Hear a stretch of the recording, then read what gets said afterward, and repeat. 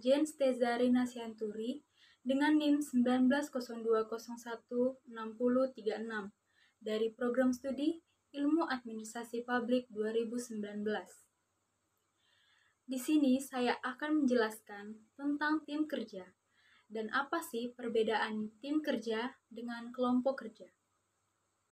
Tim kerja adalah kelompok orang yang usaha-usaha individualnya menghasilkan kinerja lebih tinggi daripada jumlah masukan individual. Artinya bahwa kinerja yang dicapai oleh suatu tim lebih baik daripada kinerja per individu di suatu organisasi. Kemudian, apa sih perbedaan tim kerja dengan kelompok kerja itu? Tim kerja merupakan salah satu tipe khusus dari kelompok tugas. Tim kerja menghasilkan sinergi positif melalui upaya yang terkoordinasi. Upaya individu menghasilkan tingkat kinerja yang lebih besar daripada jumlah input individu tersebut.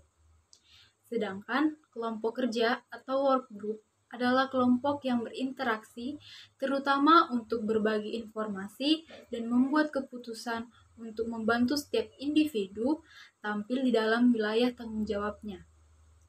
Kelompok kerja tidak memiliki kebutuhan atau kesempatan untuk terlibat dalam pekerjaan kolektif sebagai usaha bersama. Jadi, penampilan mereka hanyalah penjumlahan masing-masing kontribusi individu anggota kelompok. Tidak ada sinergi positif untuk menciptakan tingkat kinerja keseluruhan yang lebih besar daripada jumlah input. Nah, kemudian untuk lebih jelasnya, di sini kita bisa melihat ini adalah tabel perbandingan kelompok kerja dengan tim kerja. Ada beberapa indikator yang bisa kita gunakan untuk membedakan tim kerja dengan kelompok kerja. Indikator yang pertama adalah tujuan. Dari tujuannya, kelompok kerja bertujuan untuk berbagi informasi, sedangkan tim kerja adalah kinerja kolektif. Yang kedua, sinergi. Sinergi kelompok kerja adalah netral, kadang positif dan kadang negatif. Sedangkan tim kerja, sinerginya positif. Yang ketiga adalah pertanggungjawabannya. Pertanggungjawaban dari kelompok kerja secara individual. Sedangkan tim kerja individual juga, tetapi ada timbal balik di dalamnya. Kemudian yang terakhir adalah keterampilan. Keterampilan kelompok kerja acak dan beraneka, sedangkan tim kerja saling melengkapi. Setelah tadi kita membahas tentang perbedaan tim kerja dengan kelompok kerja, selanjutnya kita akan membahas jenis-jenis tim kerja. Ada beberapa jenis-jenis tim kerja yang akan kita bahas. Yang pertama adalah tim penyelesai masalah, atau yang sering kita dengar dengan sebutan problem solving team. Tim penyelesai masalah ini terdiri dari 5-12 karyawan dari setiap departemen yang bertemu selama beberapa jam setiap pekan untuk membahas perbaikan kualitas, menyelidiki penyebab masalah, merekomendasikan penyelesaian, efisiensi, dan lingkungan kerja. Dalam tim penyelesai masalah ini, setiap anggota saling berbagi ide atau memberikan saran mengenai bagaimana proses dan metode kerja seperti apa sih yang bisa kita lakukan agar produktivitas dapat meningkat. Tapi jarang sekali tim ini diberi wewenang untuk melaksanakan secara sepihak setiap tindakan yang mereka sarankan. Kita bisa mengambil contoh seperti dalam perusahaan X sedang mengalami penurunan jumlah permintaan akibat kualitas barang yang dihasilkan menurun, sehingga perusahaannya dituntut untuk meningkatkan kualitas dari produk tersebut. Maka dibentuklah satu tim yang terdiri dari para karyawan yang diminta untuk memberikan ide, saran, dan masukan untuk membuat produk yang berkualitas, yang kemudian hasilnya nanti diserahkan kepada pimpinan untuk dipilih ide mana yang lebih baik. Selanjutnya yang kedua adalah tim kerja pengelola diri sendiri atau self-managed work team. Tim kerja pengelola diri sendiri adalah kelompok karyawan yang biasanya terdiri dari 10-15 orang yang memikul tanggung jawab dari para pengawas yang terdahulu. Tim ini mencangkup kerja tentang perencanaan dan penjadwalan kerja, pemberian tugas kepada anggota, kontrol kolektif atas langkah kerja, penentuan penilaian pekerjaan, membuat keputusan operasi, kendali menyeluruh atas kecelakaan kerja, mengambil tindakan atas permasalahan, dan kerjasama dengan para pemasok dan pelanggan. Tim ini bahkan memilih anggotanya sendiri dan menyuruh anggota itu untuk saling menilai kinerja masing-masing anggota.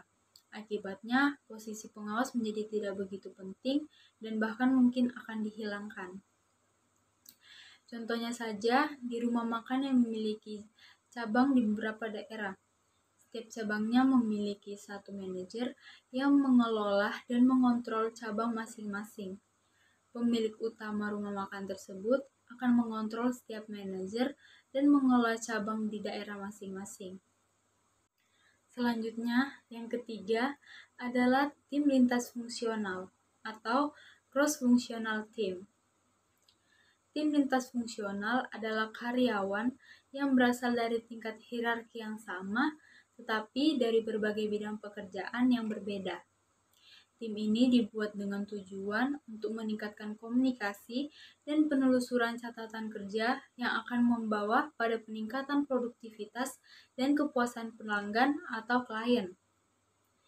Tim lintas fungsional merupakan cara efektif yang memungkinkan orang-orang dari berbagai bidang yang berbeda di dalam suatu organisasi atau bahkan antar organisasi untuk mereka bisa saling bertukar informasi, mengembangkan ide-ide baru, dan memecahkan masalah, serta mengkoordinasikan proyek yang rumit. Contohnya bisa kita lihat pada perusahaan Pixar. Tim lintas fungsional tampak saat karyawan dari berbagai bidang dan keahlian berkumpul untuk saling bertukar informasi, ide, maupun gagasan yang baru, serta melakukan pemecahan masalah ketika proses pembuatan film-film yang akan mereka rilis. Dan yang terakhir, yang keempat adalah tim virtual atau virtual team. Tim virtual adalah tim yang menggunakan teknologi komputer ataupun teknologi-teknologi lainnya yang bisa menyatukan setiap anggota-anggota yang terpisah secara fisik untuk mencapai tujuan bersama. Sejumlah orang atau sejumlah anggotanya dimungkinkan untuk berkolaborasi secara online menggunakan hubungan-hubungan komunikasi seperti lokasi jaringan kerja, video konferensi, dan email. Tim virtual terdiri atas anggota-anggota yang tersebar secara geografis dan organisasional yang terikat terutama oleh kemajuan teknologi informasi dan telekomunikasi. Meskipun virtual atau meskipun berjauhan, tapi ada keuntungan dari tim virtual ini. Salah satu keuntungan utama dari tim virtual ini adalah kemampuan untuk dengan cepat mengumpulkan kelompok orang yang paling tepat untuk menyelesaikan proyek yang kompleks, memecahkan masalah tertentu, atau mengeksploitasi peluang strategis tertentu. Ada 3 faktor utama yang membedakan tim virtual dengan tim yang bertatap muka secara langsung. Yang pertama adalah ketiadaan komunikasi lisan atau fisik. Jadi mereka tidak ada ketemu, mereka tidak ada berkomunikasi secara langsung, tetapi mereka berkomunikasi melalui media. Kemudian yang kedua adalah terbatasnya konteks sosial, dan yang ketiga adalah kemampuan mengatasi masalah waktu dan hambatan tempat.